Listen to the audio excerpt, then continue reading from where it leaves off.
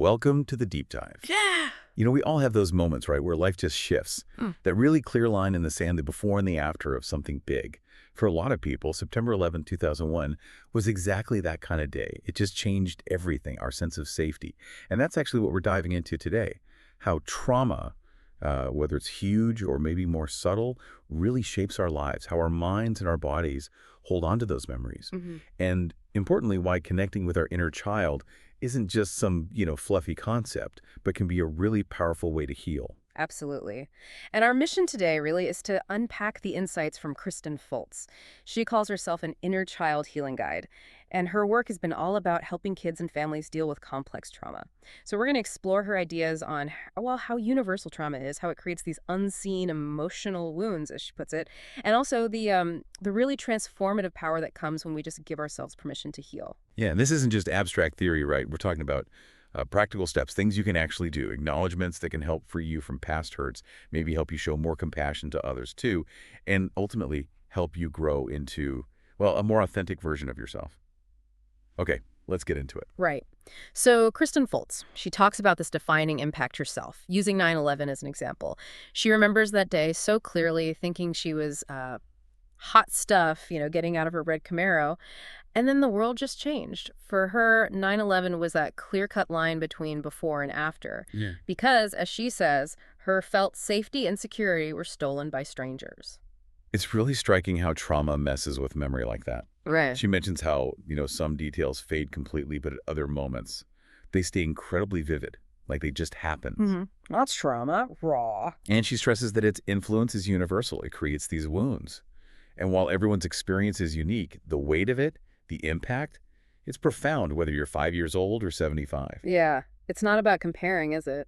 No, not at all. It's about recognizing that fundamental disruption. It changes how we see everything. Exactly. And this understanding, this deep sense of trauma's reach, it really shaped her life's work. For nearly 20 years, she's focused on helping children and families heal. She mentioned specifically her heart is really in working with adoptive parents and loving kids who are navigating really complex traumas. So how does she suggest we approach this? This is where it gets really interesting. She talks about putting on inner child trauma glasses. Right. Obviously not literal glasses, but it's this metaphor, isn't it, for choosing to see things through your younger self's eyes. Yeah, exactly. It's about understanding how a child might have processed something. Things that might seem small to us now as adults, but were huge for a developing kid's sense of self. Okay, so how does that actually help? How does looking through those glasses unlock healing? Well, the idea is that by looking through those eyes, you kind of create space to heal your own childhood pain points. You're acknowledging that part of you that first felt the wound.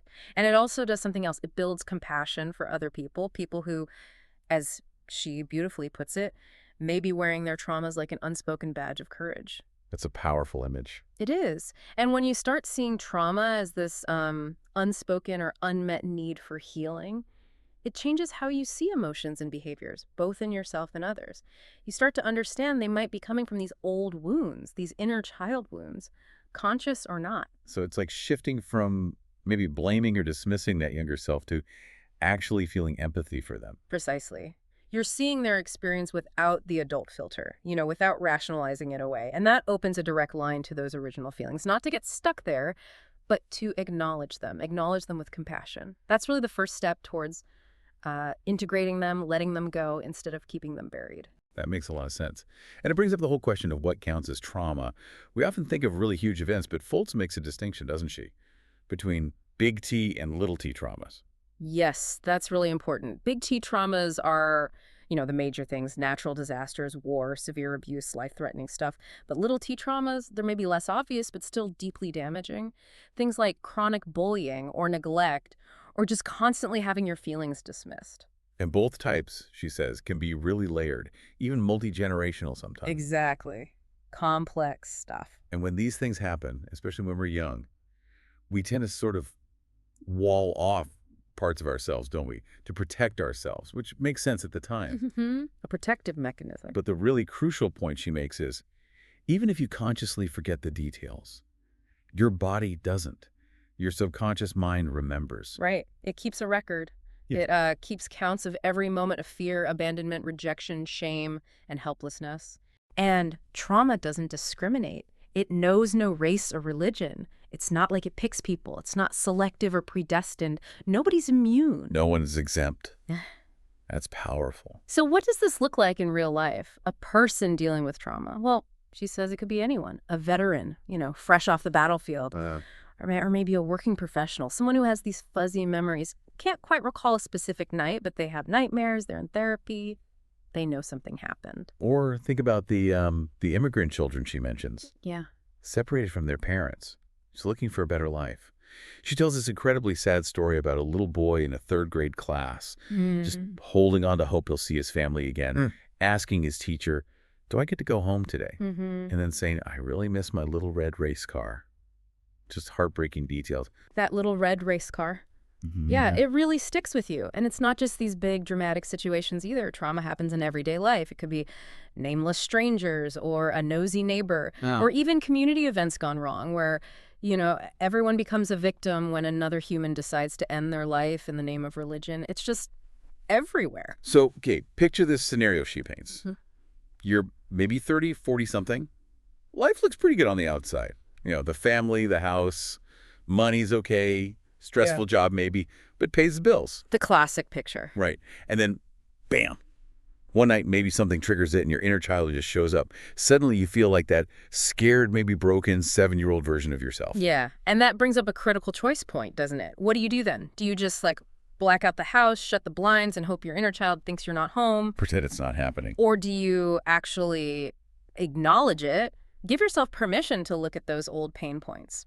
Folts really encourages that second option. Wow. Invite your inner child in for a cup of tea. It sounds simple, that invitation, but she says it's incredibly powerful. Just acknowledging it gives you permission to receive guidance.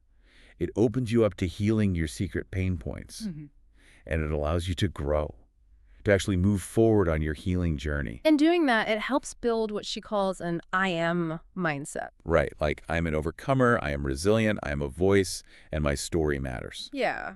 Which is so different from what she calls a Me Too mentality, which isn't about dismissing shared experience, but about moving beyond just identifying with the pain towards empowerment and individual healing. Okay, so she gives some concrete things to say when that inner child does come knocking. She does. 5 specific things, almost like a little script or a mantra. First, I give you permission to heal.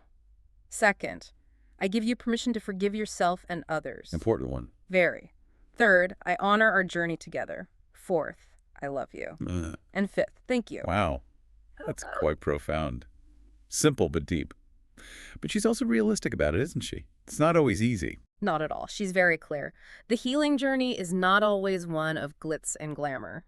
Sometimes, she says, it is the ugly cry, gut-raging kind of healing experience that you need to have to walk yourself to wholeness. The messy stuff. The really messy stuff. And she shares this incredibly moving story from her own life to illustrate this. Yeah. She was 32 weeks pregnant, and a close relative delivered a stillborn baby boy at 29 weeks, just devastating, no medical reason found. Oh, my goodness. And on the same day, Kristin was diagnosed with late-term gestational diabetes.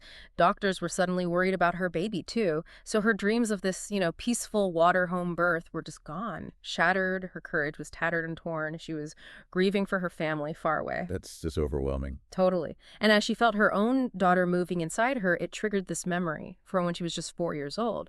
A moment of feeling totally scared and helpless. And she realized right then that she'd locked away those feelings for years. So she had a choice. Option A, stuff it down further, pretend. Option B, make a conscious choice to actually process it. What happened way back then? And she chose B. She chose to process it. She chose healing. Yeah. Yeah.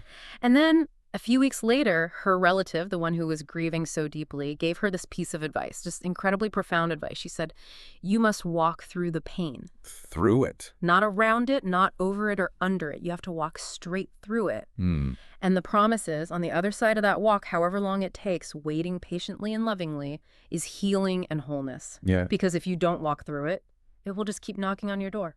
That really brings it all together, doesn't it? That core message, the power of just giving yourself permission to heal those childhood wounds. It's about honoring the memories, the feelings, and then somehow finding a way to release them. Exactly. So for everyone listening, as you think about your own story, We all have one, right? A triumph and tragedy story, like she says, with our own scars, our own what-ifs, wants, dreams. What might it look like for you today to acknowledge that inner child? Yeah.